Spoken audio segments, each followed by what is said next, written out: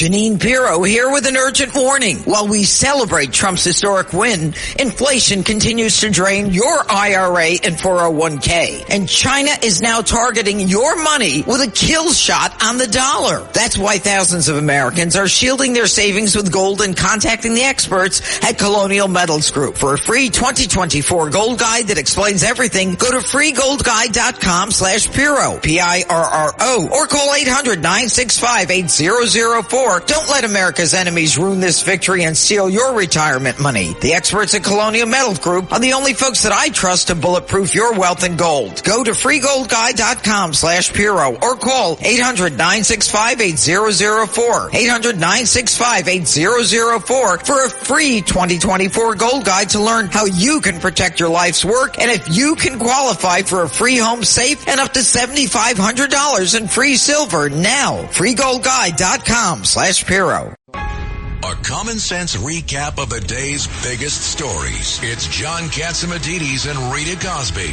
Katz and Cosby on 77 WABC. And we are back here on Katz and Cosby. Well, a big report just came out from the Inspector General about January 6th, who was in the crowd. And joining us to talk about that and a whole bunch more is the great Fox News legal analyst, Gregg Jarrett. Greg, what did you make of the fact that they're finally saying that there were some, confidential human sources that the FBI said there, to be there? There were 3 of them. And then there were a whole bunch that just kind of happened to be there, but they're revealing at least that there were some in the crowd that day. Yeah, I'm stunned by the total number, 26 of them. I mean, that's a lot of CIs, confidential informants, although, the FBI claimed, and I don't believe them for a moment, that only 3 were assigned to be there. Only 1 entered the Capitol, but 2 others were in restricted areas. Jim Jordan, who's the Judiciary Chair, responded this way. He said, this report confirms what we suspected, that the FBI had encouraged and tasked informants to be at the Capitol that day, 26 in all. A few entered the Capitol, but were not charged, which is not the same treatment that other Americans received. So really, this has been his concern all along, that agencies were being weaponized against the American people. And as Jordan said, this is not how our system is supposed to work, and he's right about that. It is interesting. I was watching some of the details, too, as you're talking about, Greg, that there are so many people that are still locked up. And Trump came out today and said he'll start pardons on January 6th on day 1. And there are a lot of people that are behind, closed, that are locked up that have been there for now years after they just entered the Capitol. There's some of them, obviously, there's some that, obviously if they hurt an officer, that's a different deal. But there's some that are in there for other, much lesser, walking on property with an open door. And yet none of these informants conveniently got charged with anything. Yeah, and of course we've seen Capitol Police inviting people in, and yet some people who did absolutely nothing except for setting foot in a public place were charged with a variety of trumped-up crimes. I mean, when everybody calms down and history is written, this will go down as one of the most egregious abuses of power and injustices by the Department of Injustice under Merrick Garland. I mean, this is what he and his minions have done at the DOJ. They've done it at the FBI. They have weaponized their authority for political purposes. And they're busy shredding documents, trust me on this, at the DOJ and the FBI. Among the people that the FBI was spying on is Kash Patel, who has been nominated to replace Christopher Wray, who says he's going to resign. So, I mean, this is truly ugly stuff, and it's only going to get uglier when people start pouring through documents. And, we find out what was really going on. Yeah, we just need to, and the American public just needs to know the truth wherever it goes. Yeah, they want to know the truth. Absolutely, 100%. And Gregg Jarrett, Judge Weinberg has a question. Greg, good to talk to you. Why don't you contrast that to the way the BLM and the Antifa rioters who caused real damage, real death back 4 years ago, how they were treated? And how about the BLM leader here in New York who's just threatened Daniel Penny? What's going on with that?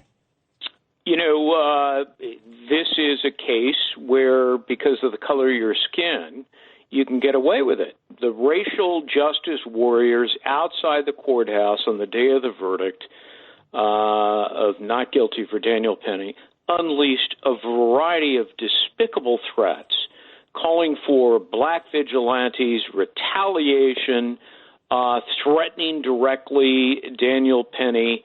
They not only deserve our disdain, but they deserve prosecution. You are not allowed to make and direct imminent threats at specific individuals. And, that's what they did. That's inciting violence. And that's a crime. It's a felony. What's equally disgusting is that these demagogues have so many witless disciples cheering them on. And you're right to make a comparison to the riots of the summer of 2020, egged on by BLM. You're talking about murders, beatings, arson, looting, vandalism of all kinds, officers injured, and yet the prosecution of those people was almost non-existent. Greg, we were just talking about Daniel Penny, the judge brought up. Did you hear this? That first off, that the Neely family is looking at the civil suit against Daniel Penny, but it just came out a couple hours ago that the Penny team may now they're thinking of doing a lawsuit against Alvin Bragg for malicious prosecution. Your reaction to that? Well, they should do it. My advice would be to do it. It's an uphill battle in New York because the higher courts in New York have made it exceedingly difficult to sue a prosecutor for malicious prosecution. But it can be done where you find evidence of bad faith and collusion, for example, between the prosecutor's office and the medical examiner's office, and I suspect there was. So, Penny should absolutely bring a case for malicious prosecution. I think once that's filed and there's discovery, I think they may find an astonishing amount of incriminating information. Trump? Greg, what about Trump bringing the same kind of case, since we know there's a direct linkage between the White House and Garland and the local prosecutor they brought down from the Justice Department, number 3 guy to prosecute that case against Trump? Well, the first thing you'd have to do is get a dismissal of the case. Now, Merchan is not going to do that.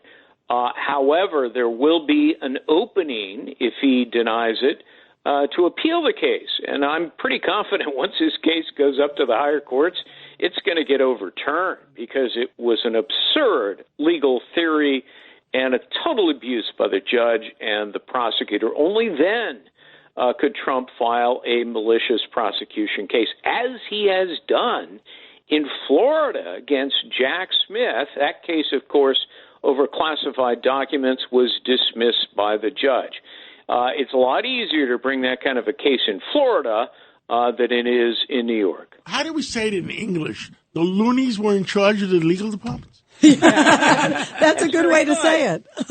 Breaking news. Yeah, that would be that could be the title of your next book there, Greg. You've got the loonies in charge. The loonies in charge. Bizarro world. Yes. They were praised. They all suffered from an acute case of Trump derangement syndrome, TDS, and they went wild, and they didn't care about the law. They didn't care about the facts or the evidence. They'll claim insanity. Yeah, exactly. And we'll say we agree. Momentary insanity. Greg, thank you very much. It's great to have you here, Greg. My pleasure. Thank you very much.